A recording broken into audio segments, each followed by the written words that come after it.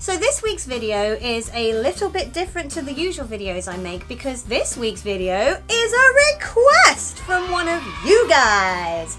Yes, I will be your dancing puppet. Just say what you want me to do and I'll do it within quite a lot of reason. Anyway, I had a comment on last week's video from the Wolf Princess. Her channel will be in the description if you want to check her out. And she said she'll be really interested in knowing what some of my favourite movies and TV shows are. So I thought we could do a little series called My Favourite. Insert jingle.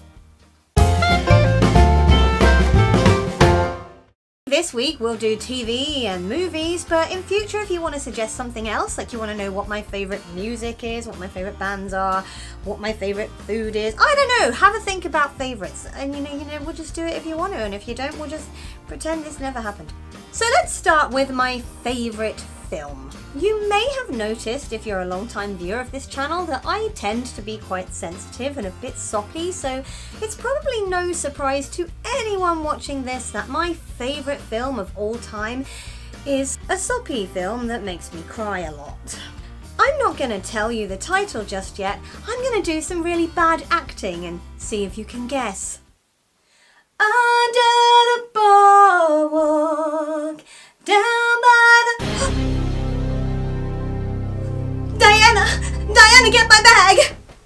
You gotta give a little, take a little, and let your poor heart break a little. That's the glory of love. Be sure to keep in touch, Cece, okay? Well, sure, we're friends, aren't we?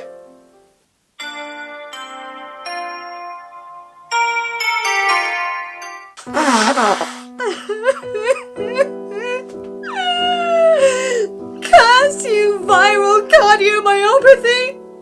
Curse you! I first saw the film Beaches when I was maybe only 11 or 12 years old. I started watching it downstairs with my mum and my dad and my nan and my granddad who was staying with us and my little sister, and it got to our bedtime and my mum was like, off you go, off to bed. We went upstairs and we put the telly on in my sister's room and we watched the rest of the film, and when it got to the end I was crying so much that I was like, I need to go downstairs and be comforted by my mum and my dad and my grandparents. So we went downstairs, and instead of the strong adults I was expecting, I was greeted by a room in which my mum was in tears, my dad was in tears, my nan was in tears, and my granddad was in tears.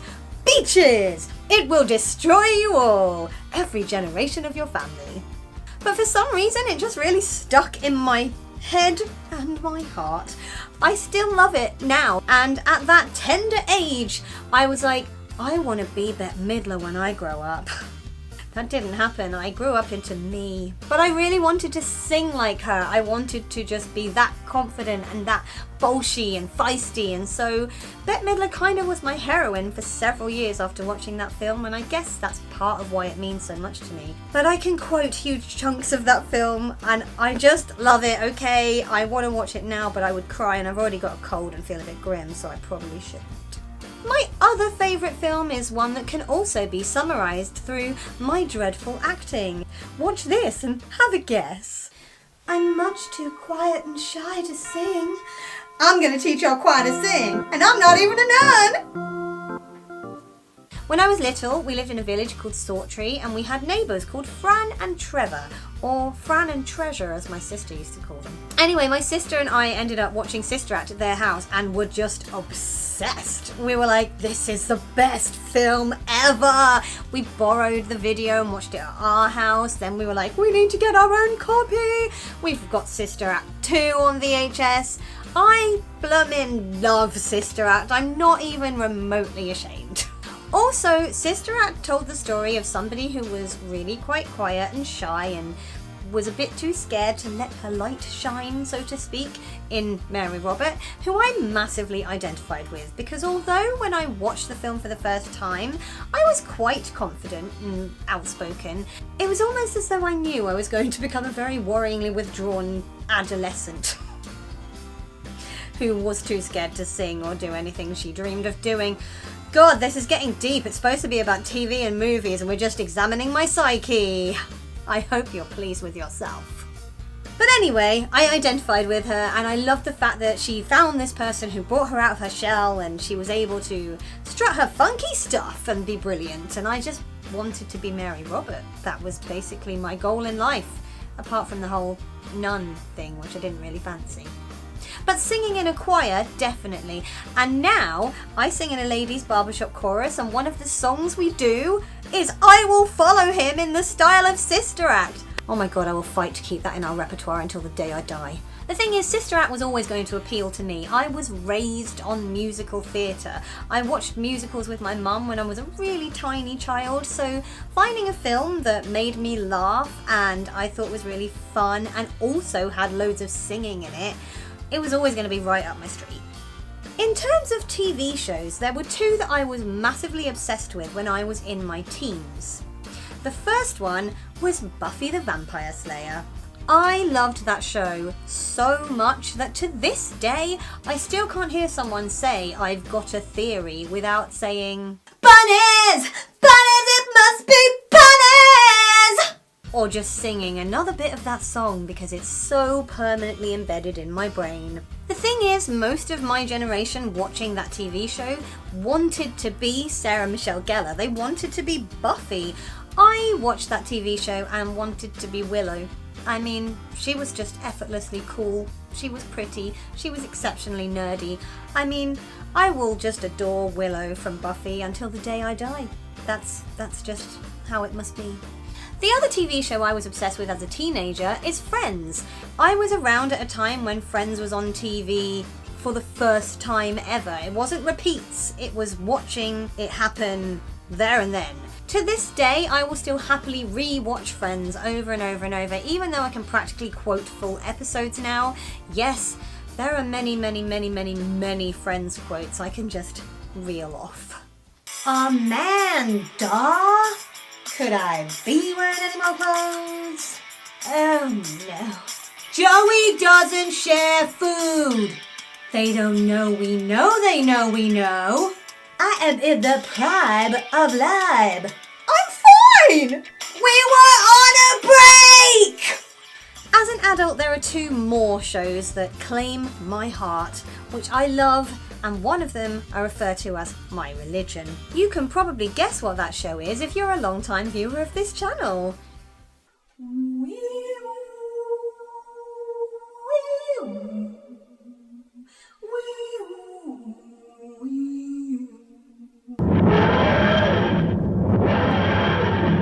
For me, Doctor Who is so much more than just a TV show.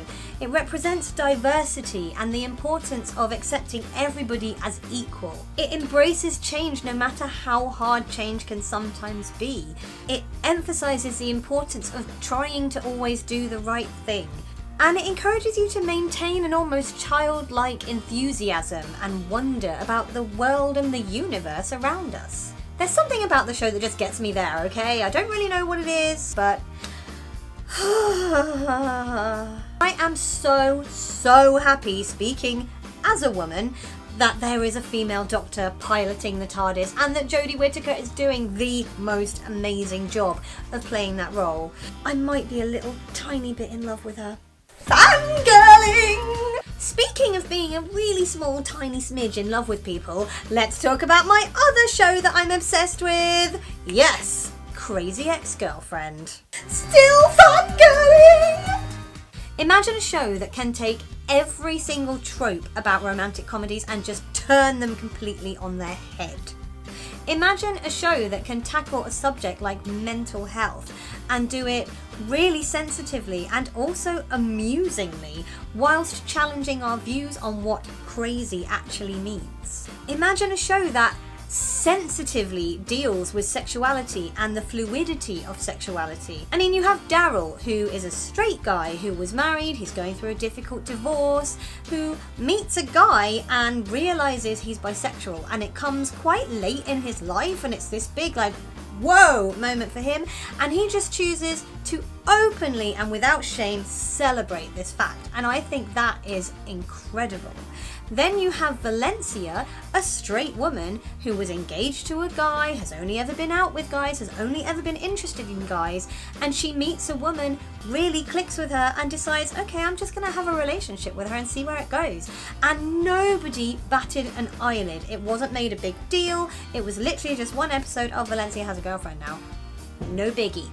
On a really personal note, and I am quite open on this channel and I do talk about myself and my own issues and stuff, but last year I realised I'm just as open to the idea of being in a relationship with a woman as I am with a man. If I click with the person, it doesn't matter about their gender. So watching Valencia introduce this woman as her new girlfriend and nobody being like, what? You're gay now? This is a thing? Are you bisexual? Are you a lesbian? What's going on? Everyone was just like, oh, okay, that's really cool. Nice to meet you. That made me feel all warm and fuzzy inside. And then, of course, imagine a show that can do all that and is also hilariously funny and a musical. Oh God, I love it so much. I want to get a pretzel tattoo. Or just eat a pretzel whilst binge watching the show. I think I'm gonna go and binge watch some telly now because I've really enjoyed talking about all these shows and I think I might want to go and watch some of them. If you enjoyed this video, please give it a thumbs up. Don't forget, if you do want me to do another video on my favourite something else, let me know in the comments and I will plan it for a future week. Last week's video is over there. You can click on my floaty head to subscribe and I'll talk to you next Sunday. Bye!